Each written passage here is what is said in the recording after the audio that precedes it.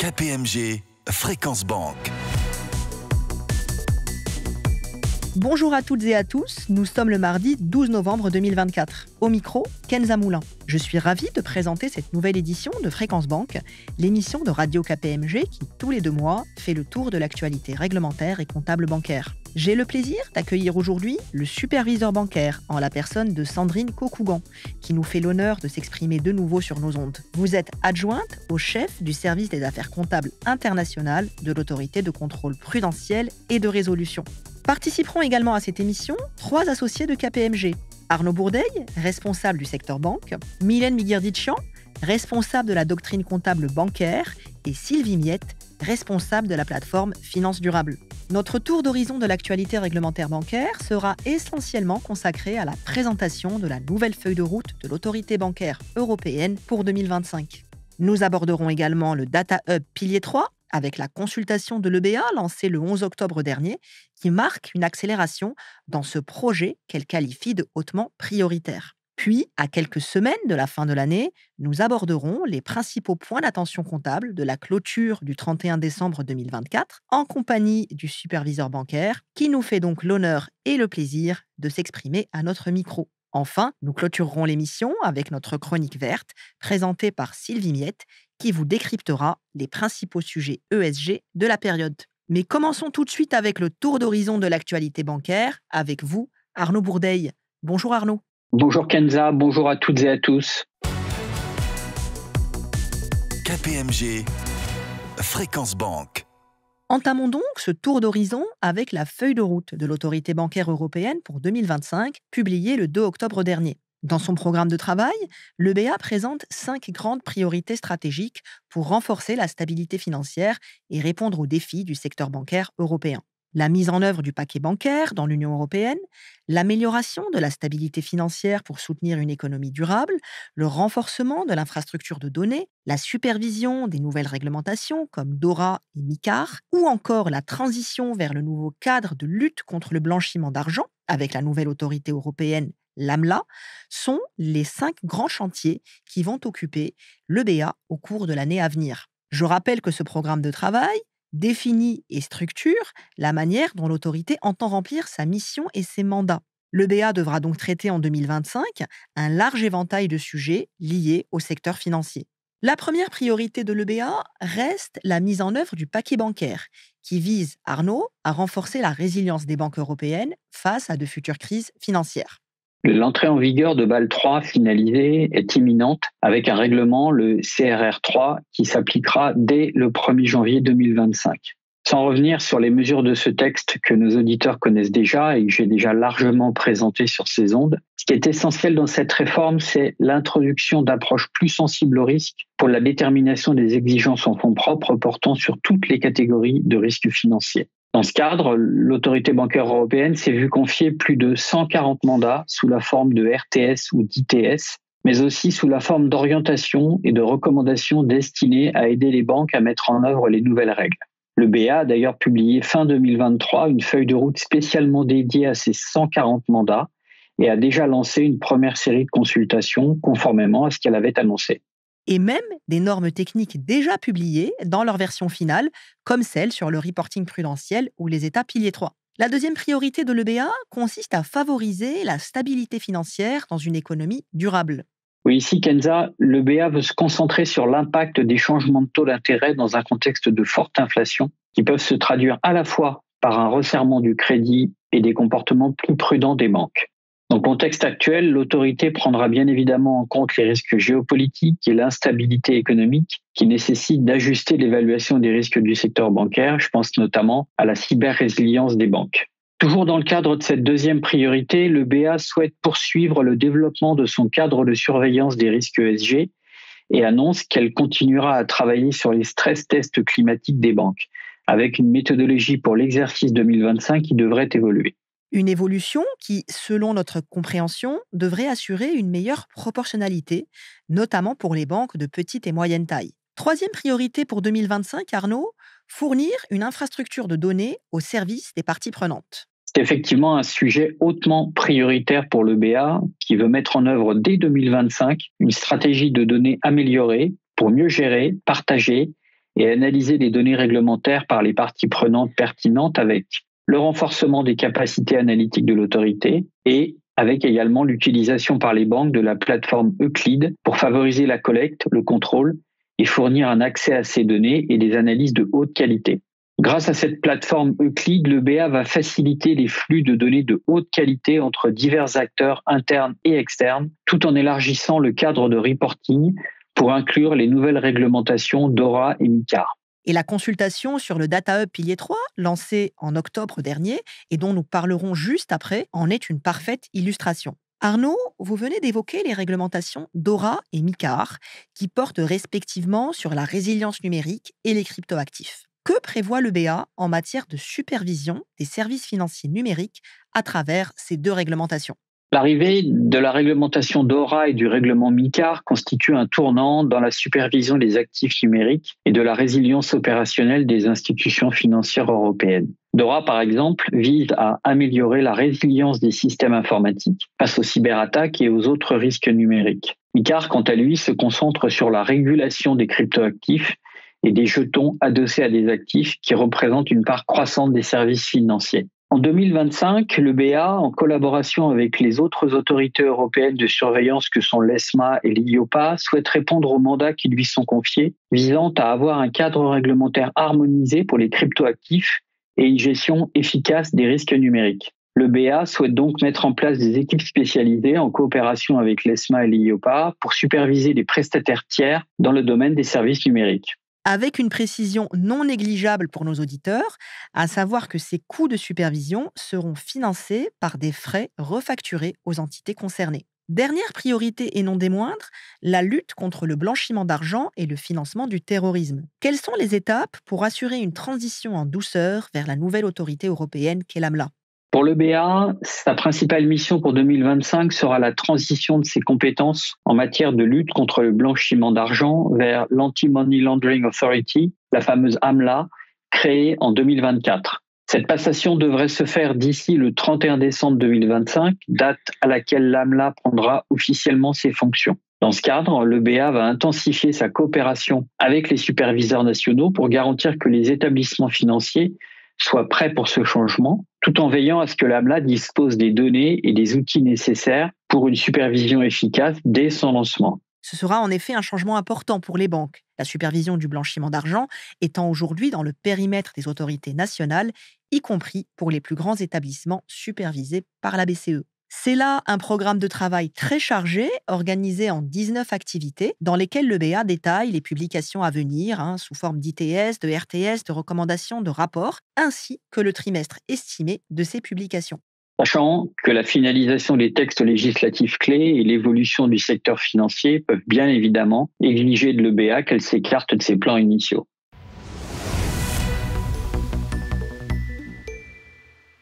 Avant de refermer ce journal, et en lien avec la troisième priorité de l'EBA que vous venez d'évoquer sur l'infrastructure de données, disons quelques mots, Arnaud, sur le lancement, le 11 octobre dernier, de la consultation sur le Data Hub Pilier 3, qui vise à centraliser les publications Pilier 3 des établissements à travers un point d'accès électronique unique sur le site de l'EBA. Cette consultation, très attendue par les banques, s'inscrit dans le cadre des mandats qui sont confiés à l'EBA pour la mise en œuvre du paquet bancaire. Pour contextualiser, les établissements, autres que les établissements de petite taille et non complexes, doivent, conformément au règlement CRR3, soumettre toutes les informations requises au titre de leur pilier 3 sous format électronique à l'EBA, ou plus tard à la date à laquelle ils publient leurs états financiers pour la période correspondante ou, dès que possible, après cette date. C'est l'EBA qui devra publier ces informations accompagnées de leur date de soumission, sur son site internet et qui veillera à ce que les informations publiées soient identiques à celles que lui ont déclarées les établissements. Dans le projet d'ITS mis en consultation, le BA tient compte des retours reçus par les établissements en réponse à un premier document de discussion autour du Data Hub publié le 14 décembre 2023, dans lequel plusieurs questions ouvertes étaient adressées aux banques. Tout à fait. Après avoir analysé l'ensemble des réponses reçues, et les répondants étaient nombreux, le BA définit dans ce projet d'ITS des solutions informatiques et des process à suivre par les établissements de crédit pour publier de manière centralisée leurs informations pilier 3 dans le Data Hub. L'autorité précise le format des templates, les règles de validation, mais aussi la date d'entrée en vigueur qu'elle semble vouloir maintenir au 30 juin 2025. Arnaud, est-ce à dire que les rapports Pilier 3, publiés par les banques sur leur site internet ou dans leur rapport annuel, sont amenés à disparaître? Oui et non. En fait, chaque établissement pourra continuer à publier son propre rapport Pilier 3, que ce soit dans le rapport annuel ou dans un document autonome. Les établissements pourront également faire figurer sur leur site internet un lien vers le site internet de l'EBA où les informations prudentielles seront publiées de façon centralisée. La consultation sur le Data Hub Pilier 3 s'est clôturée hier, le 11 novembre 2024. Elle s'adressait à la fois aux établissements de crédit et aux utilisateurs des informations du Pilier 3. Deux autres consultations dédiées respectivement aux établissements petits et non complexes et aux procédures de resoumission, vu que les établissements ont le droit de soumettre de nouveau leurs informations à l'EBA, seront lancées ultérieurement. Ainsi s'achève notre tour d'horizon de l'actualité réglementaire bancaire.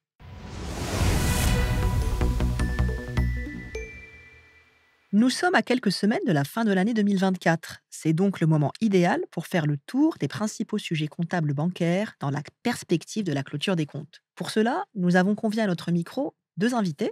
Sandrine Cocougan, adjointe au chef du service des affaires comptables internationales de la CPR, et Mylène Miguerditchian, responsable de la doctrine comptable bancaire de KPMG France. Bonjour à vous, mesdames. Bonjour Kenza, bonjour Mylène, ravie d'être sur votre antenne aujourd'hui. Bonjour Kenza, bonjour à toutes et à tous. La clôture du 31 décembre 2024 se prépare, cette année encore, dans un environnement économique et géopolitique particulièrement complexe. Outre les effets persistants de la guerre en Ukraine, les tensions géopolitiques au Moyen-Orient, la réélection de Donald Trump ou encore les dissensions commerciales entre les États-Unis et la Chine exacerbent l'incertitude mondiale. En France, ce contexte est amplifié par des défis économiques et politiques nationaux, une croissance atone, une dette publique élevée, accentuée par la mise sous procédure de déficit excessif de la France fin juillet 2024, ce qui limite les marges de manœuvre budgétaires et suscite des incertitudes fiscales, des défaillances d'entreprises en forte augmentation, près de 47 000 défaillances au 30 septembre 2024, et enfin l'annonce de nombreux plans de licenciement de grande ampleur ces derniers jours. Bref, la toile de fond de cette clôture est morose en France. Sandrine Cocougan, les banques françaises sont donc confrontées à un environnement économique incertain en cette fin d'année 2024. Cette situation entraîne des risques accrus sur leur bilan et leur résilience. Quels sont donc les points d'attention de la CPR pour cette clôture annuelle et quels domaines spécifiques surveillez-vous de près pour s'assurer que les banques maintiennent une gestion prudente et transparente de leurs risques? Les priorités de la CPR en matière de supervision, en cohérence avec les priorités du MSU et celles de l'EBA, s'articulent autour de 3 axes. Premier axe, maintenir et renforcer la solidité du secteur financier face aux risques macroéconomiques, financiers et géopolitiques. Dans ce cadre, nous sommes particulièrement attentifs au suivi et au provisionnement du risque de crédit, ainsi qu'aux stratégies de gestion actifs-passifs mises en œuvre par les établissements. Deuxième axe, remédier aux vulnérabilités structurelles et être proactif dans l'identification, la prévention et la supervision des risques nouveaux et émergents. Je pense en particulier aux risques liés au changement climatique, ainsi qu'aux risques associés aux nouvelles technologies. Troisième axe, enfin, identifier et remédier aux risques d'inconduite et maintenir les dispositifs LCBFT à un niveau de haute qualité. Ceci couvre notamment les aspects protection de la clientèle et la mise en place de l'AMLA sur les années à venir. De votre côté, Mylène Miguerditchian, quels sont les points de vigilance pour cette clôture annuelle 2024 ? 2 sujets majeurs vont retenir notre vigilance, à savoir des taux d'intérêt encore élevés et le risque de crédit des banques. Pour ce qui est du contexte de volatilité de taux élevés, il est important d'en tenir compte, notamment dans les calculs de juste valeur, y compris pour les informations en annexe des instruments mesurés au coût amorti ou à la juste valeur par capitaux propres. S'agissant du risque de crédit des banques, il doit être suivi de près, en particulier dans les secteurs vulnérables comme l'immobilier commercial qui subit une pression croissante en raison de la baisse de la demande et de l'érosion des évaluations des biens immobiliers donnés en garantie. Enfin, dans le contexte macroéconomique actuel très changeant, il est important de mettre à jour au plus près de la clôture les paramètres des modèles de calcul de dépréciation, les scénarios macroéconomiques retenus et leur pondération. À propos du risque de crédit, rappelons que la BCE a publié des recommandations sur l'utilisation des overlays dans les calculs de dépréciation IFRS 9 et les valorisations des garanties immobilières. Dans ce cadre, Sandrine Cocougan, quels sont les points d'attention clés de la CPR en matière de risque de crédit et quelles sont vos attentes concernant les provisions de fin d'année et l'évaluation des garanties par les banques? Dans le contexte actuel, nous restons en effet particulièrement attentifs à l'évaluation de la qualité des actifs et aux pratiques de provisionnement. Les expositions aux secteurs identifiés comme vulnérables, notamment l'immobilier commercial et la finance à effet de levier, ainsi que les expositions aux acteurs exposés au risque de contrepartie et d'appel de marge, comme ceux du marché de l'énergie ou des matières premières, doivent être analysés avec attention. S'agissant du secteur immobilier commercial, il convient, comme l'a rappelé la BCE, de prendre en compte les conditions de marché en date de clôture pour la valorisation du collatéral et le calcul de la LTV, la loan to value. Sachant que CRR3 prévoit en outre des exigences de valorisation prudentes à compter de 2025.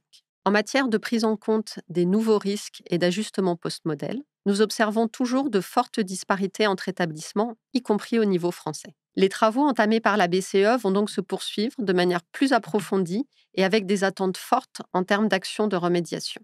Pour mémoire, du point de vue du superviseur, les overlays ne sont pas un problème en soi, dans la mesure où ils permettent de capter des risques qui ne sauraient être pris en compte par les modèles. Mais il convient de s'assurer qu'ils ne retardent pas un transfert des actifs en stage 2 et qu'ils sont assortis de dispositifs d'évaluation et de gouvernance appropriés. Difficile de parler de clôture comptable, Mylène, sans aborder le référentiel. Quelles sont cette année les nouveautés en matière d'IFRS? Avant de répondre à cette question, je souhaite d'abord préciser qu'il n'y a pas de nouveauté majeure en normes françaises pour la clôture 2024. En revanche, la modernisation des états financiers prévue par le règlement ANC va être applicable à compter du 1er janvier 2025 et le règlement bancaire ANC 2014-07 a déjà fait l'objet d'une mise à jour dans ce cadre. Mais notez que cela n'a pas d'impact très significatif pour les banques. Pour ce qui est des IFRS, cette année encore, le référentiel est relativement stable, à la fois pour ce qui est des normes et des décisions du comité d'interprétation des IFRS. Et à ce propos, dans la perspective de la clôture 2024, pour les sujets de portée générale, je vous invite à écouter ou réécouter sur vos plateformes d'écoute préférées ou dans l'application Radio KPMG la matinale du 15 octobre dernier, au cours de laquelle Emmanuel Paré, directeur de la doctrine comptable de KPMG, a fait un tour d'horizon des principaux thèmes pour la clôture. Mylène, au-delà des points déjà évoqués, avez-vous d'autres points de vigilance pour cette clôture 2024 ? Parmi les évolutions normatives récentes, rappelons l'entrée en application d'IFRS 17 au 1er janvier 2023. Cela a été un bouleversement majeur pour les entreprises du secteur de l'assurance, comme pour les banques assureurs. L'AMF a d'ailleurs salué, dans ses recommandations du 25 octobre dernier, le fait que les émetteurs ont généralement donné une information de bonne qualité. Néanmoins, l'autorité des marchés financiers a constaté, comme souligné dans le rapport de l'ESMA émis aussi le 25 octobre, From Black Box to Open Book, que certaines informations sont manquantes ou pas toujours suffisamment détaillées. Ce rapport souligne la marge de progression constatée sur le niveau de granularité et de transparence des informations communiquées, notamment sur la transition, les principes comptables, les jugements et estimations et les informations trop peu spécifiques à l'entité. En conséquence, il sera important de s'assurer que les informations en annexe requises par IFRS 17, mais pas toujours présentées dans les comptes 2023, le seront dans les comptes 2024. Et je fais référence par exemple aux zones de jugement et hypothèses liées, comme la courbe des taux, entre autres. Si on se projette maintenant un peu au-delà de 2024, d'autres évolutions de texte sont-elles à signaler ? Oui, je signalerai d'abord la norme IFRS 18 qui devrait s'appliquer aux exercices ouverts à compter du 1er janvier 2027. L'objectif d'IFRS 18 est de prescrire la base de présentation des états financiers ainsi que les informations à fournir dans les notes annexes des états financiers à usage général. Elle remplacera la norme IAS 1, présentation des états financiers, et s'appliquera aussi aux banques. À propos d'IFRS 18, je vous invite à écouter ou réécouter la matinale de KPMG du 1er octobre dernier qui a consacré un dossier dédié à cette nouvelle norme. Il est important de rappeler qu'en matière d'état financier, les banques appliquent généralement en France la recommandation ANC 2022-01. Cette recommandation nécessitera une mise à jour pour être conforme à IFRS 18 si les banques souhaitent continuer à l'appliquer. Nous anticipons également des analyses à mener et notamment une nouvelle présentation du compte de résultat avec des reclassements et des informations complémentaires en annexe, entre autres sur les MPM, Management Defined Performance Measures, et sur la ventilation par nature des charges présentées par fonction. Outre l'analyse des MPM et la note annexe spécifique, les banques devront aussi se préparer à analyser si elles ont des charges par fonction au-delà de celles prévues par IFRS 17 qu'elles devront ventiler par nature dans une note unique. Les banques ont donc encore un peu de chemin à parcourir pour se conformer pleinement à IFRS 18. Autre texte qui était attendu, les amendements à IFRS 9 et IFRS 7 sur la classification et l'évaluation des instruments financiers applicables à compter du 1er janvier 2026. Vous avez raison d'en parler, Kenza. Ce texte concerne notamment l'analyse SPPI des actifs financiers avec clause contingente de type ESG et les nouvelles informations à fournir au titre des actifs et passifs financiers avec des clauses contingentes. À propos de l'incidence de ces amendements sur les analyses SPPI, les réflexions se poursuivent. À date, il nous semble que ce texte permet de relever un peu le seuil retenu en pratique pour considérer ce type d'instrument comme ayant des caractéristiques de prêt basique, ce qui devrait permettre de comptabiliser plus d'instruments au coût amorti. Mylène, si on s'intéresse maintenant aux principaux projets en cours à l'IASB, susceptibles de concerner les établissements financiers, je pense qu'il faut attirer l'attention de nos auditeurs sur 2 projets en cours en lien avec les enjeux climatiques. Tout d'abord, l'exposé sondage publié en mai 2024 relatif aux amendements à IFRS 9 qui vise le traitement des PPA ou des contrats d'achat d'électricité renouvelable. Les établissements financiers ont en effet souscrit des contrats de PPA, notamment pour alimenter leurs serveurs informatiques et sont donc concernés par le sujet. L'objectif de ces amendements est notamment de clarifier les conditions d'éligibilité pour l'application de l'on-use exemption quand la production d'énergie dépend de la nature et qu'elle donne lieu à des reventes d'électricité. Ensuite, je citerai l'exposé sondage sur le reflet des incertitudes liées au climat ainsi que des autres incertitudes dans les comptes, publié en juillet 2024. Ce projet vise à améliorer la présentation dans les états financiers de l'information sur les incertitudes, notamment liées au climat. Il inclut d'ailleurs un exemple illustratif relatif à la prise en compte du risque climatique dans la gestion du risque de crédit d'une banque. C'est donc tout à fait à propos pour nos auditeurs.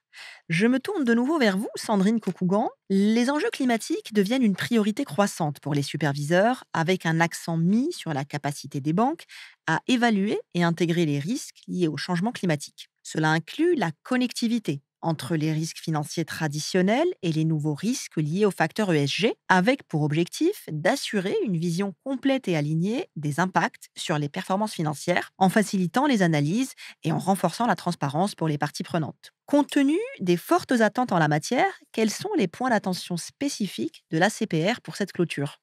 Nous attendons bien entendu une prise en compte des risques ESG dans l'évaluation de la qualité des actifs et les pratiques de provisionnement du risque de crédit, notamment pour les segments les plus exposés aux risques climatiques physiques et de transition. Ces risques peuvent en effet avoir un impact à la fois sur la qualité de crédit de la contrepartie et sur la valorisation du collatéral. La mise en œuvre du nouveau paquet bancaire en matière de risque ESG contribuera aussi, à notre avis, à une meilleure connectivité entre les disclosures purement ESG, que ce soit au titre du pilier 3 ou plus largement de la CSRD, et les états financiers. Cette connectivité sera notamment facilitée par la matérialisation des canaux de transmission entre les risques ESG et les risques financiers traditionnels tels que le risque de crédit et le risque de marché. Les mesures de pilier 2 prévoient en effet une prise en compte renforcée des enjeux ESG dans le cadre de la gestion des risques, de l'ICAP et de la gouvernance. Parmi les autres projets de l'IASB, il y a le projet sur la macro-couverture ou Dynamic Risk Management, le DRM. Ce projet vise à remplacer progressivement le texte du carve-out d'IAS 39 par un modèle permettant de refléter au mieux la gestion dynamique du risque de taux. Un exposé sondage DRM devrait être publié en juin 2025, dans la mesure où toutes les banques françaises utilisent aujourd'hui le texte du carve-out pour leur macro-couverture. Quelles sont les attentes de la CPR vis-à-vis de ces banques françaises dans ce contexte ? Qu'est-il prévu de faire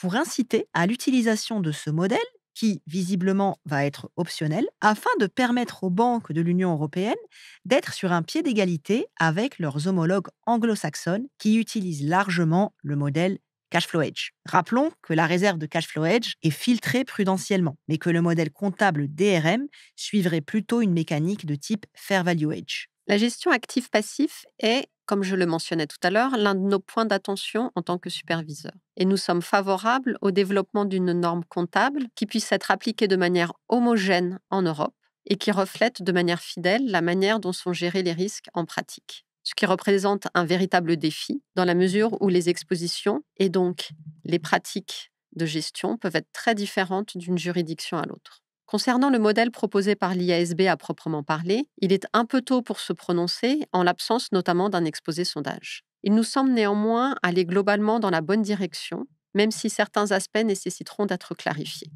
De notre côté, il conviendra de s'assurer d'un traitement clair et homogène des ajustements DRM en matière de RWA, qui n'est pas défini à ce stade. Nous serons bien entendu attentifs au level playing field vis-à-vis des autres juridictions.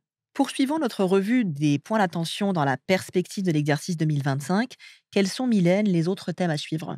Les sujets ne manqueront pas pour les banques, mais si je devais n'en citer qu'un, ce serait le suivi des rapports de durabilité en cette première année d'application de la CSRD pour les émetteurs concernés. Et l'attention à apporter au phasage entre les deux processus d'établissement des documents financiers et extra-financiers pour éviter toute discordance significative.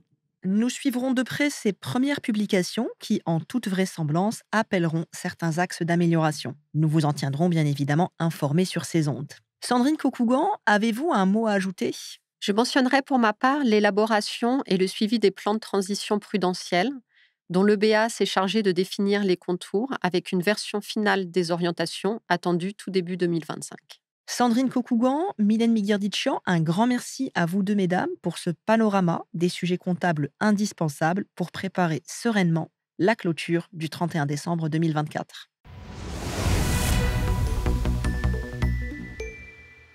Poursuivons cette émission avec la chronique de Sylvie Miette dédiée au sujet ESG. Bonjour Sylvie. Bonjour Kenza, bonjour à toutes et à tous. Aujourd'hui, dans cette chronique verte, je décrypterai le discours de Frank Elderson, membre du directoire et vice-président du conseil de surveillance de la BCE, sur les efforts de la Banque centrale européenne pour intégrer les risques climatiques et environnementaux dans la supervision bancaire. Lors de son allocution prononcée le 4 octobre dernier, qui aborde plusieurs préoccupations de la BCE en lien avec les sujets climatiques, Frank Elderson a notamment rappelé l'importance cruciale d'intégrer ces risques dans la supervision bancaire. Une démarche amorcée dès 2020 avec la publication d'un guide fixant les attentes de la BCE en matière de gestion des risques climatiques et environnementaux. Depuis lors, la BCE ne cesse de réitérer et de renforcer son message. Les banques doivent intégrer ces risques au même titre que tout autre risque financier significatif. Ce discours fait état des échéances clés qui attendent les banques. Frank Elderson a rappelé que d'ici le 31 décembre 2024, toutes devront avoir mis en place des processus solides et adaptés pour gérer les risques climatiques et environnementaux.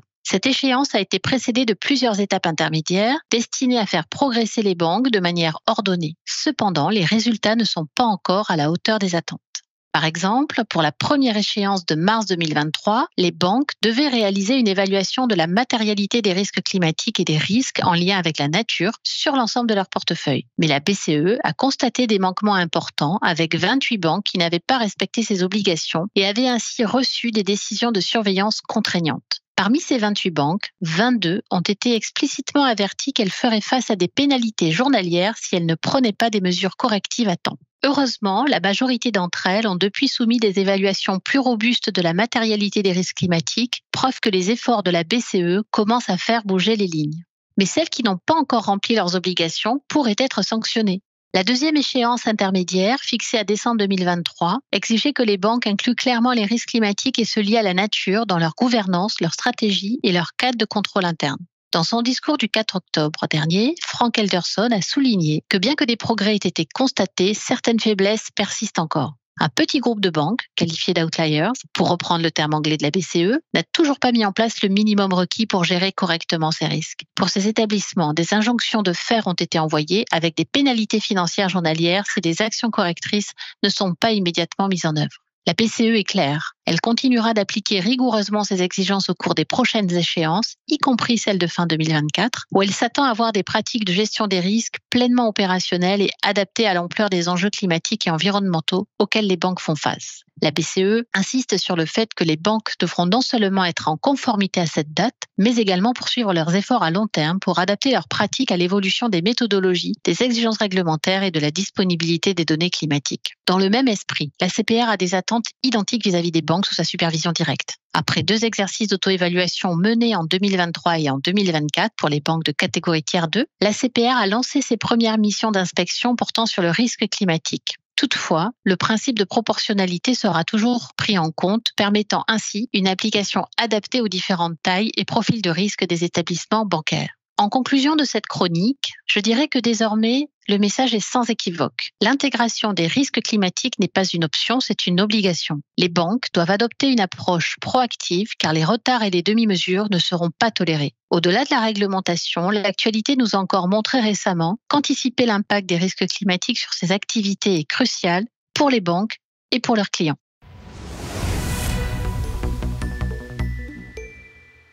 Avant de terminer cette émission, n'oubliez pas que KPMG organise à la Salle Gaveau le 28 novembre prochain sa conférence annuelle Arrêté des comptes et durabilité, banque et assurance. En présence de nos experts, d'institutionnels et d'invités, cette conférence abordera l'actualité financière, réglementaire et ESG de l'année. En clair, une journée toujours aussi indispensable pour préparer sereinement la clôture 2024 en matière comptable et de durabilité.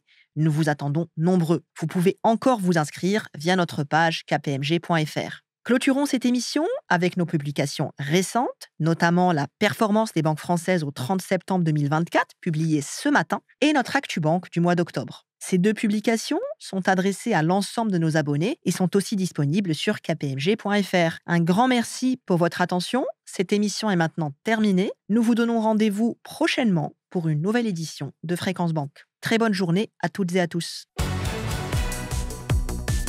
KPMG Fréquence Banque.